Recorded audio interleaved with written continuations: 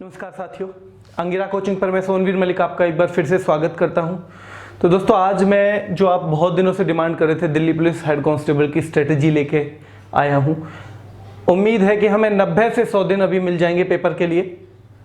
तो वो जो 90 से 100 दिन मिलेंगे उसमें हमें क्या क्या पढ़ना है, कैसे पढ़ना है, एक बार हम देख लेते हैं। ठीक है, तो देखो, सबसे पहली बात तो है कि डेडिकेटेड स्टडी करनी है आपको। ठीक है, पढ़ना क्या है ये तो बाद की बात है, लेकिन पूरे मन से करना है, डेडिकेटेड स्टडी करनी है और रेगुलर रहना है। ठीक है, रेगुलर और डेडिकेटेड स्टडी करनी है।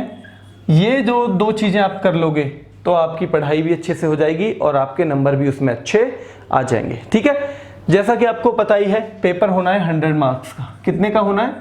100 मार्क्स का पेपर होना है। 25 नंबर, जैसे जीएस हम आए पहले तो जीएस 20 मार्क्स की आएगी। ठीक है, अगर हम आए मैथ्स पे तो मैथ्स भी 20 मार्क्स का आएगा। अगर हम आए कंप्यूटर पे तो कंप्यूटर आएगा 10 नंबर का। कंप्यूटर क्या आएगा? 10 नंबर का, यानी 50। तो ये 3 पोर्शन आएंगे। और रीजनिंग और इंग्लिश, रीजनिंग और इंग्लिश। ठीक है, रीजनिंग और इंग्लिश आएगी, ये दोनों भी आएंगे 25 मार्क्स के और ये 25 मार्क्स के, यानी ये आएगा 50 नंबर में दोनों। ठीक है, तो यानी अगर देखा जाए तो रीजनिंग और इंग्लिश का बहुत इंपॉर्टेंट रोल है। ठीक है, पर एक बात मैं आपको बता दूं कि रीजनिंग और मैथ, इन दोनों के बिना तो आपका काम चलेगा ही नहीं। अगर आपने ये दोनों बहुत अच्छे से नहीं किए, क्योंकि 500-600 वैकेंसी है मान लो, तो उतने बच्चे तो हेड कांस्टेबल में ऐसे मिल जाएंगे जो मैथ और रीजनिंग को बहुत अच्छा करेंगे। कैसा करेंगे? बहुत अच्छा। तो इसलिए मैं ये चीज कहूंगा कि ये दो चीजें तो आप बहुत ज्यादा फोकस करो। अब इन्हें पढ़ना कैसे है मैं एक बार एक एक करके आपको बता देता हूं। ठीक है, तो देखिए, पहला हम जो सब्जेक्ट ले रहे हैं वो ले रहे हैं रीजनिंग। ठीक है, रीजनिंग आपको कैसे पढ़नी है? रीजनिंग की क्लास चल रही है वैसे तो ऐप पे, जिन्होंने ऐप पे कोर्स लिया हुआ है वो अंकित जी रीजनिंग की क्लास दे रहे हैं आप सभी को। ठीक है, अंकित सर दे रहे हैं, तो वो क्लास आप फॉलो कर लो, पर्याप्त रहेगी एग्जाम के लिए, बिल्कुल पर्याप्त रहेगी। ठीक है, तो रीजनिंग में करना क्या है कि जो सर पढ़ा रहे हैं, अगर कोई ऐसा भी हो आप में से जो कि सर की क्लास नहीं ले रहा है, तो कोई एक सही सी बुक उसके पास होनी चाहिए। जैसे मैं अरिहंत की रिकमेंड करता हूँ ज़्यादातर। अरिहंत की एक बुक है रीजनिंग की, बड़ी अच्छी, बस पतली सी बुक है। रीजनिंग में आपको करना क्या है कि आपको बार बार करना है सवाल। ये जो क्वेश्चन है बार बार करने, बार बार करने, बार बार करने। जितने बार आप सवाल करोगे, प्लस जब आप चैप्टर लेके बैठते हो तो चैप्टर में 10 से 20 क्वेश्चन जो ऐसे हैं जो ज़्यादा टफ हैं और जिन्होंने आपके दिमाग को मतलब हिलाया जब आपने उन्हें सॉल्व किया। ठीक है, तो वो आपको करने हैं टिक, और उन क्वेश्चंस को वीकली बेसिस पे फिर रिपीट करना है। यानी वीकली, हर वीक उन क्वेश्चंस को आपको रिपीट करना है। और 5 से 6 बार आप ये मान लो कि रीजनिंग के चैप्टर कर जाओ। 5 से 6 बार आप कर जाने का मतलब है कि आपकी रीजनिंग आपके टिप्स पे हो जाएगी। एग्जाम तक आपको 5 से 6 बार करना है, प्लस जो टफ क्वेश्चन हैं उनको आप थोड़ा थोड़ा ज़्यादा बार कर सकते हो। 7-8 बार भी कर लोगे, बहुत ज़्यादा नहीं है, कोई दिक्कत ऐसी होनी नहीं है। क्वेश्चन अगर रीजनिंग का 1-2 बार निकल जाता है ना, तो फिर 30 सेकंड 20 सेकंड में भी निकलने लगता है। ठीक है, तो रीजनिंग का तो ये है, सर की क्लास ले रहे हो वो फॉलो करते रहो, प्लस प्रैक्टिस करते रहो उसकी। अगर बुक ही लेनी है किसी को तो बुक ये अरिहंत की मैं रिकमेंड करता हूँ, और इससे काफ़ी कुछ आपका लगभग सारा क्वेश्चन मिल जाएगा। तो रीजनिंग में है कुछ नहीं, बस आपको बार बार रिपीट करोगे, रिवीजन करोगे तो वो चीज़ें आपको आती ही चली जाएंगी। ठीक है, मतलब रीजनिंग का यही मतलब है कि हर क्वेश्चन से तुम्हें गो थ्रू होना चाहिए। ऐसा कोई भी क्वेश्चन जो आपने पहले नहीं देखा, ऐसा कोई भी रास्ता रीजनिंग में जो आपने पहले नहीं देखा, उस पर आप नहीं जा पाओगे, उसे आप सॉल्व नहीं कर पाओगे। इसलिए ज़्यादा से ज़्यादा बार कोशिश करनी है। ठीक है, तो ये मैं कहूँगा इसके लिए। अब आते हैं मैथ्स पे। ठीक है, वैसे मैं मैथ्स का टीचर हूँ नहीं, तो और मतलब बहुत सारी स्ट्रेटजी आपको नेट पे भी मिल जाएंगी, और अंकित सर ने एक पूरी वीडियो बना रखी है इस पे। तो मैथ्स में भी मैं कहूँगा अंकित सर की क्लास आप ले लो, अंकित सर की क्लास आप लेते रहो, और प्लस एडवांस के जो चैप्टर हैं उसमें किसी ने मुझे पूछा था जी एडवांस अंकित सर कराएंगे, तो मेरी अंकित सर से बात हो गई है, वो करवाएंगे राहुल सर ही। ठीक है, राहुल सर करवाएंगे। तो रोजगार विद्या अंकित ऐप पे वो आप लेते रहो दोनों क्लास। इसके अलावा कोई ऐसा है जो वहाँ क्लास नहीं लेता है, जिसने कोर्स नहीं परचेज किया है और जिसका परचेज करने का इरादा भी नहीं है अभी, तो वो कोई बुक ले सकता है। जैसे अग्रवाल की है, RS अग्रवाल की, वो बुक अच्छी होती है। एक अंकित सर की प्रैक्टिस बुक भी है, वो भी ले सकता है। यानी कोई भी बुक ले, लेकिन कुल मिला के जो चैप्टर हमारे कोर्स में हैं उन्हें बार बार रिवीजन करना है। इसमें भी सेम चीज़ के 10 से 20 सवाल हर चैप्टर के आपको टिक करने हैं, और वो तो बार बार रिपीट करने हैं। और वो सवाल कैसे होंगे, जिनमें लगभग चैप्टर की हर कॉन्सेप्ट आ जाती है, यानी चैप्टर की कोई कॉन्सेप्ट बचनी नहीं चाहिए। ऐसा तो है नहीं कि एक चैप्टर में 100 सवाल हैं, आपने इस बार 100 कर लिए, अगली बार भी आप 100 करोगे रिवीजन। ऐसा तो है नहीं कि सारे 100 के 100 कर लोगे। इसलिए आप 10, 20, 30 सवाल जितने आप बार बार रिवीजन कर सकें जितने का, तो वो आपको टिक करते चलना है। और कोशिश वो करनी है कि वो टिक करने हैं जिसमें चैप्टर की हर कॉन्सेप्ट आ जाती हो। ठीक है, यानी कि देखो प्रैक्टिस कर रहे हैं, जरूरी नहीं है कि ऐसा ही सवाल करो कि 30 सेकंड में निकलने वाला ही होना चाहिए। 5 मिनट में निकलने वाला सवाल हो बेशक, उसमें कई सारी कॉन्सेप्ट हो। मतलब प्रैक्टिस में अगर आपको टाइम लग रहा है वो कोई ज़्यादा इशू नहीं है, लेकिन प्रैक्टिस में हर बार आपको टाइम कम करना है, प्लस पेपर में टाइम की कीमत है। अभी तो प्रैक्टिस करना है, अभी ये नहीं देखना कि आधे मिनट में ही सवाल निकालना है। अगर आधे मिनट में ही सवाल निकालना होता तो एग्जाम अब तक पास हो ही गया होगा, कोई सा हो जाता ना। तो यानी अभी मेहनत करनी है। ये भी मैं कहूँगा कि मैथ के भी जो अच्छे अच्छे चैप्टर हैं जो आने वाले हैं, वो लगभग आपके 5 से 6 बार हो जाने चाहिए। और उनमें से 500-700 सवाल जो आप ऐसे करोगे टिक, वो तो कम से कम 10 बार आपको पेपर तक करने हैं, और हो जाएंगे 500-600 क्वेश्चन, कोई बड़ी बात नहीं है। जब आप करने लगोगे ना तो एक दिन में हो जाया करेंगे वो 500 क्वेश्चन, एक दिन में भी आप करने लगोगे। एक टाइम ऐसा आएगा कि बहुत सारी डिजिट याद हो जाएंगी आपको, वो तो फिर मतलब सॉल्व भी नहीं किया, देखते ही क्वेश्चन आपका हल हो रहा है। ठीक है, तो ये 2 चीजें हैं। नंबर 3 पे है कंप्यूटर। नंबर 3 पे क्या है भाई, नंबर 3 पे है कंप्यूटर।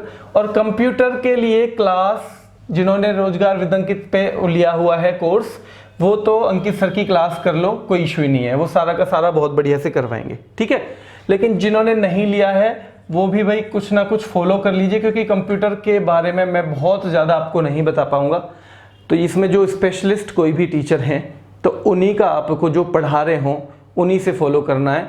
और मैंने 3 या 4 क्लास अंकित सर की देखी हैं, वो बहुत बढ़िया पढ़ा रहे हैं, मेरे ख्याल से सारा कुछ कवर हो जाएगा। तो अगर वहाँ आप फॉलो करते हैं तो बहुत अच्छी बात है, वरना कहीं से भी हो बहुत डीप नहीं आएगा। ऐसा नहीं है, मैं फिर कह रहा हूँ, जैसे मैं कांस्टेबल की स्ट्रेटजी में आपको बताया था, ऐसा नहीं है कि कहीं बहुत अंदर से पूछ लेगा, वो आपसे इतनी नॉलेज की अपेक्षा नहीं करेगा एग्जामिनर। ठीक है, बस आपको बेसिक नॉलेज हो कंप्यूटर की, तो वो करना है। अब आ जाइए जीएस पे। जीएस जो है आपकी बहुत महत्वपूर्ण रोल प्ले करेगी। जीएस जो है आपकी वो बहुत महत्वपूर्ण रोल प्ले करेगी। और जो 2012 और 2014 के मैंने पेपर देखे हैं, उसमें एक चीज निकल के आई कि जो विविध टाइप जीएस होती है ना, विविध टाइप, ठीक है, वो लगभग आधी थी। कितनी थी? लगभग आधी विविध टाइप जीएस आई हुई है। कौन सी आई हुई है? विविध टाइप। तो आपको कोशिश करनी है कि ये वाली जीएस आप जरूर कवर करें। तो अंकित सर की एक पीली बुक आती है, मैंने देखी है वो, उसमें लगभग उन्होंने इंपॉर्टेंट चीजें ही करी हुई हैं। तो अगर आप वो कर लेते हो तो बहुत मतलब सफिशिएंट रहेगा मेरे हिसाब से। उससे अलग दिल्ली पुलिस जो हेड कांस्टेबल का पेपर आएगा उसमें नहीं आना चाहिए कुछ भी। प्लस जो मैं इसी चैनल पे आपको जीएस कैप्सूल कराता हूँ वो आप फॉलो करो। और जिन्होंने ऐप पे कोर्स लिया हुआ है उनसे तो कुछ बचेगा ही नहीं, क्योंकि वहाँ तो बहुत ज़्यादा पढ़ा रहे हैं। ठीक है, वहाँ इस वाले एग्ज़ाम के हिसाब से तो ये मान लो कि आपका शायद कोई एक क्वेश्चन भी बाहर नहीं जाएगा। ठीक है, वहाँ मतलब सारी चीज़ों को कवर करके चल रहे हैं, और उस हिसाब से इतनी डीप तो यहाँ आएगी भी नहीं। यानी अगर ऐप को आप सही से फॉलो कर रहे हो और सारी क्लास जीएस की आप ले रहे हो तो आपका शायद ही कोई क्वेश्चन बचेगा, वरना सारे के सारे वहीं से आ जाने हैं। ठीक है, तो आपको एक ये करना है। अब जीएस का जो कैप्सूल है वो भी लेना है। मेरी भी कोशिश रहेगी कि कम से कम 7-8 से लेके 10 नंबर तक तो जीएस कैप्सूल से ही मिल जाए। ठीक है, मेरी ये कोशिश रहेगी कि इतना 7-8 नंबर का तो जीएस कैप्सूल से ही हमारी से मिल जाए। ठीक है, बाकी येलो बुक है आपके पास, जिन्होंने कोर्स नहीं लिया हुआ है, जिन्होंने कोर्स लिया है वो से वहाँ प्रॉपर फॉलो करते रहिए। ठीक है, तो कहीं ना कहीं आपका एग्ज़ाम जो जीएस का है वो पूरी तरह से कवर हो जाएगा। अब आ जाइए भाई इंग्लिश पे। ये ही मेरा सबसे महत्वपूर्ण पोर्शन है, क्योंकि ये मैं करा भी रहा हूँ। अब मैंने एक चीज़ और थोड़ी सी ध्यान देना शुरू कर दिया है। देखो इंग्लिश पे मैंने एक चीज़ डिसाइड की है कि जब तक ये आपका हेड कांस्टेबल का पेपर है तो मैं पहले कोशिश करूँगा कि मैं अब जो स्टडी कराता हूँ ना वो हेड कांस्टेबल को ही बिल्कुल सेंटर में रख के कराऊँ। ठीक है, स्टडी जो है मेन पर्पज हेड कांस्टेबल का हो जाए, तो उसमें फिर उन्हीं चीज़ों को ज़्यादा कराना है जिसमें जो हेड कांस्टेबल में ज़्यादा रेलिवेंट है, ठीक है। तो उसमें कई सारी चीज़ें हैं, जैसे फिक्स प्रीपोजिशन आ जाती है, ईडियम जरूर आता है, वन वर्ड जरूर आता है, स्पेलिंग जरूर आती है, ठीक है। और एक मैंने आपको बताया था कि PQRS और पैसेज के लिए, PQRS और पैसेज के लिए आप थोड़ा थोड़ा रीड करना शुरू करो। क्या शुरू करना है आपको? रीडिंग, आधा घंटा, क्योंकि ये रीडिंग बहुत ज़रूरी है भाई। इन दोनों चीज़ों के लिए रीडिंग बहुत ज़रूरी है, बहुत ज़रूरी है। इनका कोई ऐसा रूल नहीं है जैसे ग्रामर में बता दिया टाउन आफ्टर टाउन, उस टाइप का कोई रूल नहीं है इसमें। तो ये आपको बड़ी मेहनत करनी पड़ेगी, इसमें आपको बहुत मेहनत करनी है, जितनी आप कर सकते हो। आधा घंटा कम से कम आप पढ़ो, जो भी शब्द आपको समझ में ना आए उसे वहाँ अंडरलाइन कर लो पेपर में या बुक में, ठीक है। अंडरलाइन करो, उसका मीनिंग लिखो वहीं, यानी अंडरलाइन करना है, उसका मीनिंग लिखना है। फिर मीनिंग लिखने के बाद पूरे पैरा का आपने मीनिंग लिख दिया, मान लो 10 मीनिंग की जरूरत पड़ी, फिर पैरा को दोबारा पढ़ो, क्योंकि अब आपको उन शब्दों के मीनिंग भी पता है, तो उसे फ्लो में पढ़ो। तो ऐसे जब आप करोगे ना तो धीरे धीरे हो जाएगा। फिर लास्ट में हम PQRS और ये पैसेज की थोड़ी प्रैक्टिस भी करवाएंगे लगभग एग्जाम से पहले, लेकिन उससे पहले ग्रामर और वोकैब पे थोड़ा ध्यान रहेगा, ठीक है। तो वोकैब मैं आपको बताया था कि नीतू सिंह मैडम की बुक से शुरू करिए आप। तो उसके लिए मैंने एक चीज डिसाइड की है कि जो नीतू सिंह मैडम की बुक है उसमें ईडियम और वन वर्ड जो हेड कांस्टेबल लेवल के लिए आवश्यक है, ईडियम और वन वर्ड जो हेड कांस्टेबल लेवल के लिए आवश्यक हैं, वो मेरी वाली जो बुक है उसमें मैं टिक करके, जो मेरी बुक है उसमें मैं टिक करके क्या करूंगा कि वो टेलीग्राम चैनल पे डाल दूंगा। हमारा टेलीग्राम चैनल है अंगिरा कोचिंग, अंगिरा कोचिंग। दूसरा टेलीग्राम चैनल है हमारा रोजगार विद अंकित। तो अंगिरा कोचिंग टेलीग्राम चैनल पे मैं डाल दूंगा, क्या डाल दूंगा? वन वर्ड और ईडियम और फिक्स प्रीपोजिशन जरूर आती है, फिक्स प्रीपोजिशन भी मैं डाल दूंगा। प्लस फिक्स प्रीपोजिशन को हम GS, वो जो हमारा वोकैब कैप्सूल है ना, उसके थ्रू भी करेंगे। फिक्स प्रीपोजिशन में आपको डाल दूंगा, ये करवा दूंगा। तो यानी हम जो सब्जेक्ट ऐसे हैं कि इंग्लिश में जो बहुत जल्दी मतलब याद नहीं होते हमें, जैसे GS में नहीं होते थे, उसके लिए हमने GS कैप्सूल शुरू किया। तो जैसे जो अंग्रेजी में नहीं होते ना हमें याद, जो अंग्रेजी में हमें याद नहीं होते हैं उनके लिए भी हम वोकैब कैप्सूल शुरू कर रहे हैं। वोकैब कैप्सूल जैसे मैं शुरुआत करूंगा इस वोकैब कैप्सूल की, कहाँ से? जैसे हमें ना पेपर में आ जाता है कि कलेक्टिव नाउन, यानी जब बहुत सारे लोग एक जैसे इकट्ठे हों तो उसे क्या बोलते हैं। जैसे प्लेयर इकट्ठे हो तो टीम बोलते हैं। तो उससे मैं शुरुआत करने वाला हूं याद कराने की, आपको क्लास में याद कराने की कोशिश रहेगी। प्लस ईडियम और वन वर्ड को मैं टिक करके उसकी एक PDF फाइल बना के कौन से आपके लिए जरूरी हैं, पहले लगभग 250 में शेयर करूंगा दोनों, 250 वो आपको पढ़ने हैं, उसके बाद आपको कॉन्फिडेंस आएगा। प्लस वोकैब हम साथ में करेंगे भी, ठीक है। लेकिन वो चीज़ ऐसी है कि आप धीरे धीरे अपने आप भी पढ़ोगे तो आपको धीरे धीरे आता चला जाएगा।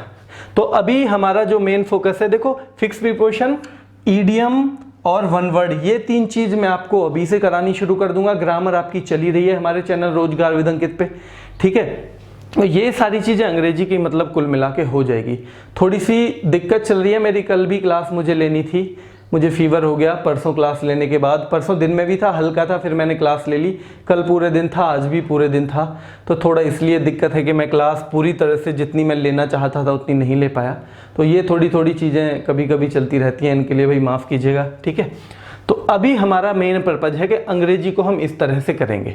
ये जो है ये चीज़ हमारे काम आएगी एयरफोर्स वाले बच्चों को भी, अगर कोई एयरफोर्स की तैयारी कर रहा है तो ये भी, मतलब जो CGL वाला लेवल और CPO वाला लेवल था उसे कहीं ना कहीं हम हल्का सा अलग करके, उसे हम हल्का सा थोड़ा सा जो ऊपर का लेवल था उसे छोड़ के, मेरा अब ध्यान है केवल फिलहाल हेड कांस्टेबल और एयरफोर्स वाले बच्चों पे। यानी एयरफोर्स वाले और हेड कांस्टेबल वाले बच्चों के हिसाब से उनके हिसाब का कोर्स भी जल्दी हो जाएगा, ठीक है।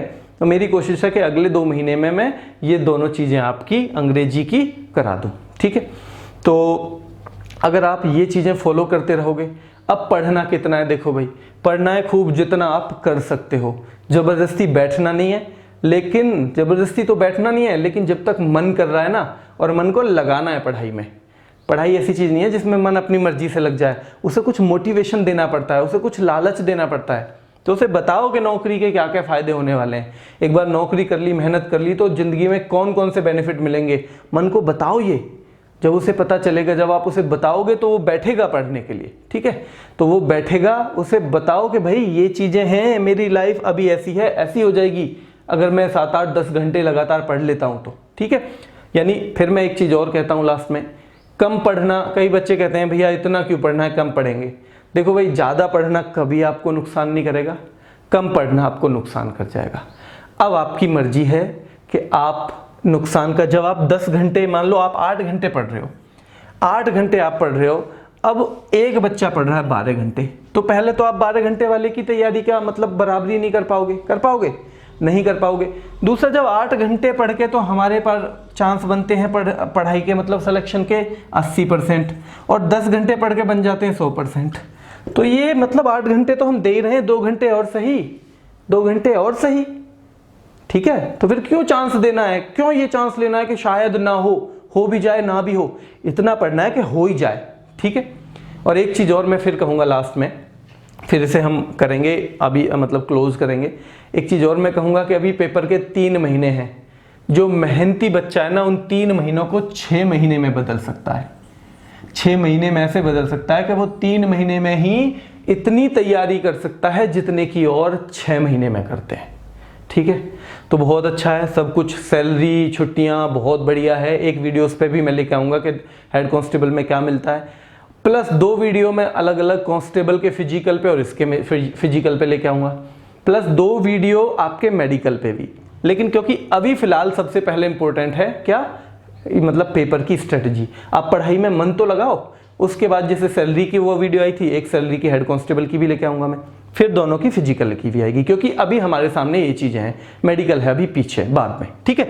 तो मेरी फिर आपसे बस यही उम्मीद है, और मैं यही आपसे कहना चाहूँगा कि जितनी मेहनत आप कर सकते हो, जितना जोर लगा सकते हो वो लगाओ, आप सफल जरूर हो जाओगे। जो मन से मेहनत करेगा, जो दिल से मेहनत करेगा, उसके साथ दुआएं हैं सबकी, वो ज़रूर सफल होगा। तो इतना कह के भाई आज के लिए हम यहीं क्लास को ख़त्म करते हैं। धन्यवाद।